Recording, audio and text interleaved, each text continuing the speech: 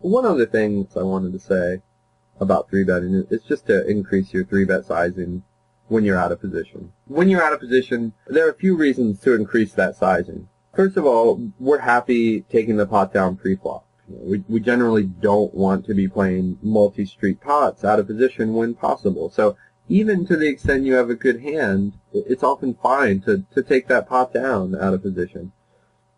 Two, and this is, I think, a pretty important point, we're often happy blowing the pot up against a good player when we're out of position.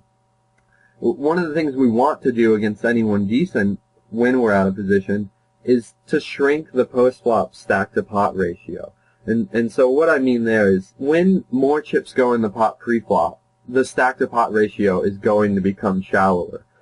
What I mean by that is say someone opens to 2K at 501K. We have 25K in the small blind. We make it 5K. They call. There's going to be 12-ish thousand in the pot, and we're going to have about 20,000 behind, so the stack-to-pot is going to be about 2-to-1, right? And so the shallower this stack-to-pot becomes, the less decisions there are to be made after the flop, because the more likely it is that stacks are simply going to get in. You know what I mean? And to the extent that we're playing a decent player and we're out of position, they're going to have an advantage when they're in position.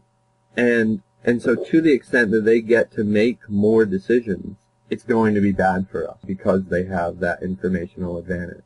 And to the extent we've blown the pot up and there are therefore less decisions to be made, that positional advantage will be less pronounced.